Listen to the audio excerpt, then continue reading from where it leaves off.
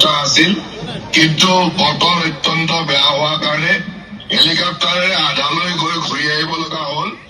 গতিকে মই আপোনালোকক ইয়াৰে পৰাই নমস্কাৰ জনাইছো, সেৱা জনাইছো। অহা 9 তাৰিখে আমাৰ নিৰ্বাচন, গতিকে আপোনালোক সকলোৱে নিৰ্বাচনৰ কাৰণে প্ৰস্তুত হৈছে আৰু আমি আশা কৰিম যে আমাৰ মিত্ৰ দলৰ প্ৰাৰ্থী, অসম গণ পৰিষদ দলৰ প্ৰাৰ্থী জীৱেশ ৰায় ডাঙৰীয়াক আপোনালোক সকলোৱে হাতে চিনত ভোট দি বিপুল ভোটত বিজয়ী কৰিব। জীৱেশ ৰায় আমাৰ সকলোৰে অত্যন্ত প্ৰিয়।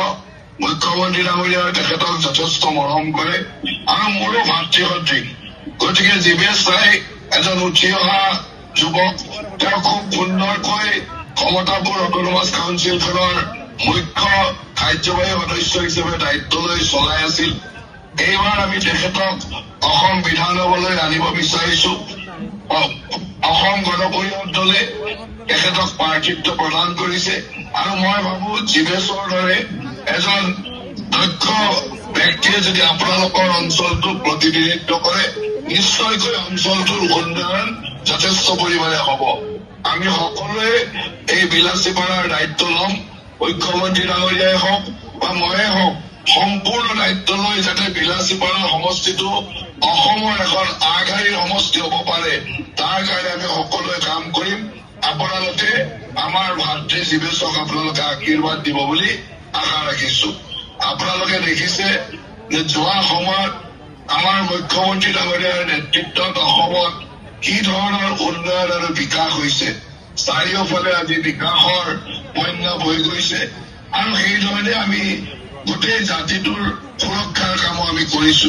গতিকে এই কথাসমূহৰ ওপৰত লক্ষ্য ৰাখি মুখ্যমন্ত্ৰী হিমন্ত বিশ্ব শৰ্মা ডাঙৰীয়াক আমি পুনৰ মুখ্যমন্ত্ৰী কৰিব লাগিব আৰু মুখ্যমন্ত্ৰী হিমন্ত বিশ্ব শৰ্মা ডাঙৰীয়াক পুনৰ মুখ্যমন্ত্ৰী কৰিবৰ কাৰণে আমি জীৱেশ ৰায় ডাঙৰীয়াক হাতীৰ ছবিত ভোট দিব লাগিব। আৰু এটা কথা মনত ৰাখিব, হাতী মানে পদুম আৰু পদুম মানে হাতী। গতিকে আমি দুয়োটা মিত্ৰ দলে খুব সুন্দৰভাৱে মিত্ৰতাৰে যোৱা কেইটা বছৰ আমি সুন্দৰভাৱে চৰকাৰ চলাইছো।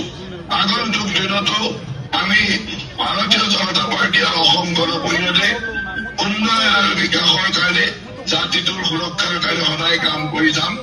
আৰু এই কামত আপোনালোকৰ অৰিহণা এইটোৱে হ'ব যে অহা 9 তাৰিখে আমাৰ সকলোৰে মৰমৰ, আপোনালোকৰ সকলোৰে মৰমৰ উঠি অহা প্ৰজন্মৰ এজন খুব দক্ষ যুৱক জীৱেশ ৰায় ডাঙৰীয়াক আপোনালোকে আশীৰ্বাদ কৰিব।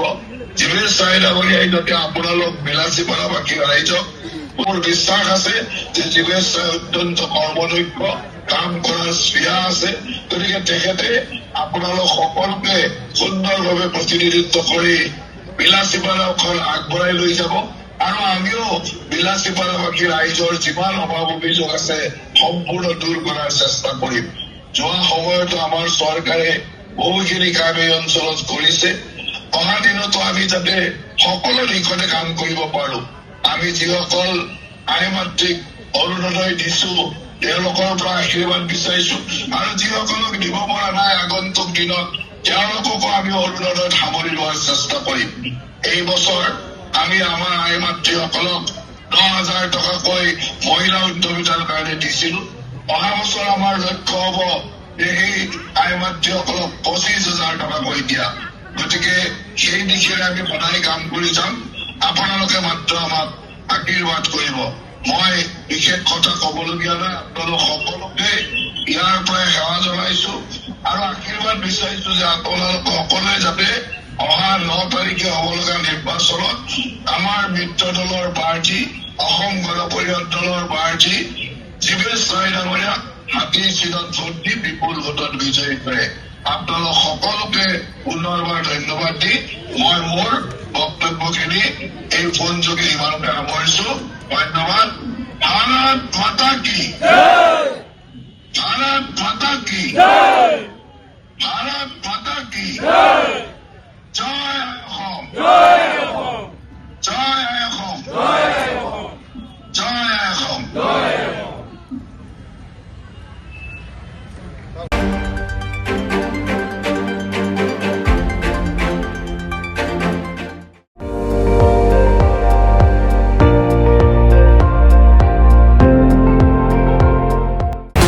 আপুনি চাই আছে ND24 সৰ্বশ্ৰেষ্ঠ নহয় সৰ্বোত্তমৰ দৌৰত।